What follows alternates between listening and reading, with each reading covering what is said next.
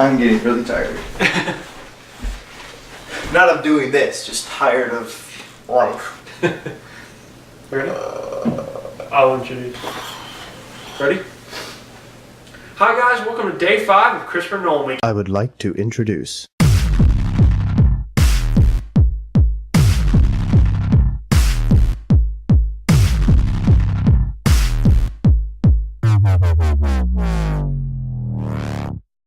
You create the world of the dream. We bring the subject into that dream, and they fill it with their subconscious. How could I ever acquire enough detail to make them think that it's reality? Well, dreams, they feel real while we're in them, right? It's only when we wake up that we realize something was actually strange. Let me ask you a question. You never really remember the beginning of a dream, do you? You always wind up right in the middle of what's going on. I guess, yeah. So how did we end up here? Well, we just came from the, Think about it, Ariadne. How did you get here? Where are you right now? Interstellar is so close, and I cannot wait to see this movie. Let's just take a moment to talk about Interstellar for a second. Christopher Nolan, of course. We've been drilling all over him all week. Matthew McConaughey. Matthew McConaughey. It's such a good actor. You know, I mean, you could give him crap for his voice is the same in every movie, but I don't really care about that. A really great actor, and it looks like... I love space. I mean, Star Wars was in space. It's a great place for movies to be, is space, because... look at Guardians of the Galaxy. Space opens up a whole new... When you're setting it on Earth, you know, you're limited to what's on Earth, even though it feels like you could do infinite number of stories on Earth. Right. But space is just like a mind... The final frontier. Yes, yeah. It is the final frontier, Star Trek reference. And I think I am very ready for Interstellar to come. Interstellar is going to be like the non-traditional like science fiction-y movie. It's not going to be like action-packed, but I feel like Christopher Nolan, Matthew McConaughey, he picked the right people. You know, Michael Caine, of course, is your primary staple of Nolan movies. Of Christopher Nolan's, go-to guy. And then we have Matthew McConaughey, fantastic actor. We have Anne Hathaway, fantastic actress. Jessica Chastain is in this movie. All these great people just were ready for this movie, and we will have the review up as soon as me and Josh finish, drooling over it. I feel like it's going to be Nolan's Gravity, but it's going to blow Gravity out of the water. But today we're not talking about Interstellar, Space. even though we've already talked about it. We're going to talk about the subconscious human mind in Inception. Which it's almost like this movie is like a self-fulfilling prophecy. Because if you look at his movies, it's like, is Christopher Nolan going to delve into the subconscious? Is Christopher Nolan going to delve into the subconscious? And he finally did it, and he did it very well. He had this movie, if you guys don't know much about Christopher Nolan had this movie when he was making Batman Begins. He had the storyboard for this movie. It took him so long to make this movie, it was worth the wait. This is one of my all-time favorite movies out of anything. Not even just Christopher Nolan. This is why he's such a great director. This is one of my all-time favorite movies. People say they have trouble following the plot. They just need to pay attention to the movie. Watch it again. It's like it leads you on this journey. You don't really have to do too much. You just sit down and keep an open mind and enjoy it. He asks you to pay attention, and that's something that a lot of directors don't do, and it pays off. So Leonardo DiCaprio, my favorite actor of all time, teams up with the other gay Ellen. Right, the other gay Ellen, and Joseph Gordon-Levitt, who's fantastic in this movie. And Tom Hardy. And Michael Caine. Yes, they're all in this movie. And Watanabe, and Marion Cotillard, and just all we could go on and on and on. The extra bellboy number 3 is fantastic. All these great actors in this movie, and it's like, okay, so Leonardo DiCaprio, right? He is a specialist, and you find this out at the beginning of the movie. He's a specialist, and what he does is he extracts ideas out of people's heads in dreams, right? He isn't that's what he does. The government developed this technology so that soldiers could train and kill each other without getting killed. Yeah, and it's fighting over information. Right, essentially. And it's like they delve into this dreamscape. One person's a dreamer, the other person's the architect who makes the dream world, and then the other person's like the thief, like Leonardo DiCaprio. He goes in, it's like a crime thriller, but in the human mind.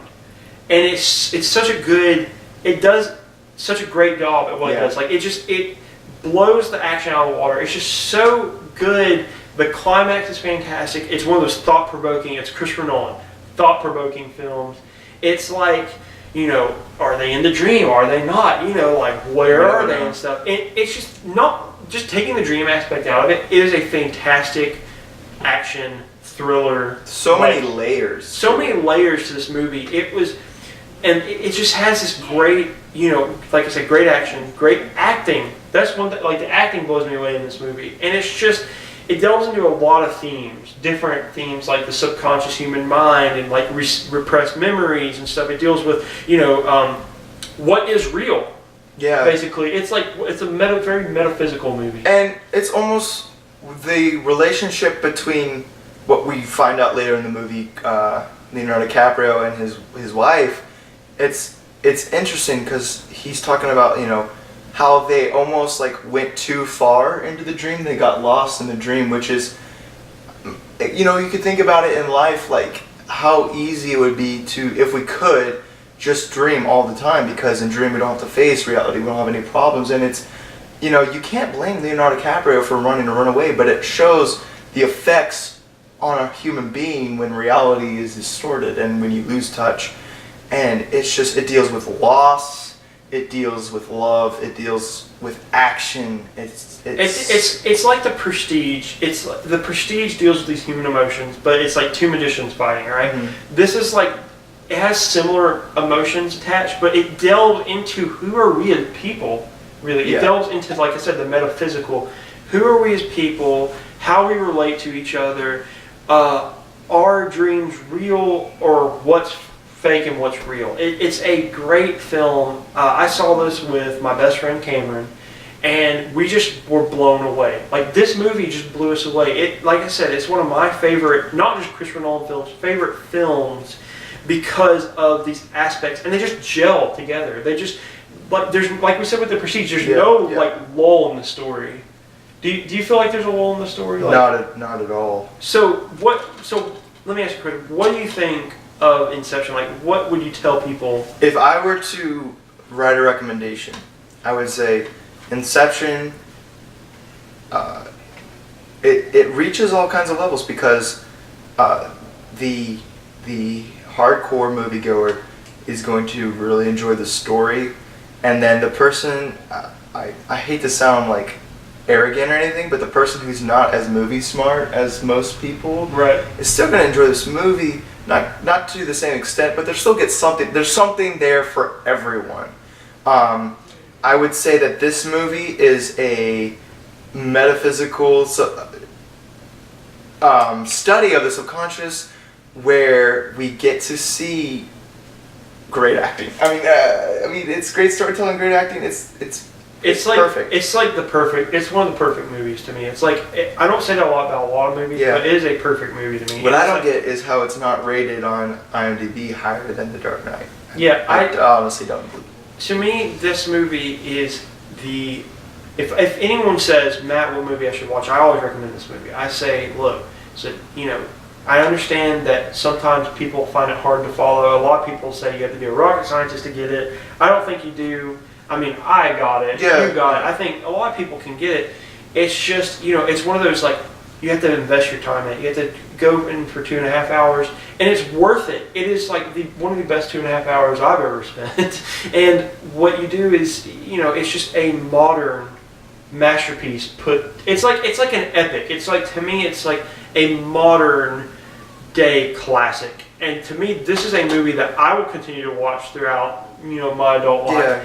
And I will always go back to this movie, and it's my favorite Christopher Nolan film. One of my favorite films, and it's so great on so many different levels. And I recommend checking it out. I honestly would say, you know, that this movie surpasses most of the movies in our generation. I don't think we're going to see anything like this for a while. Until Interstellar comes out. Exactly. It's just like, if you took everything away, every movie in the universe, every book, every piece of music, and you watched Inception, and that's all you had, I feel like you'd still get enjoyment out of life. Wow, that's a bold statement. But yeah, so great film.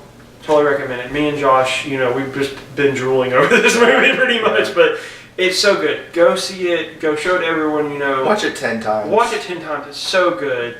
And thank you for joining us for Christopher Nolan Week. We still have the Interstellar review to do, which is going to be hopefully fantastic. Yeah, so join us tomorrow. Don't forget to like, favorite, and subscribe. And let us know what you think about Inception. Did we overrate it?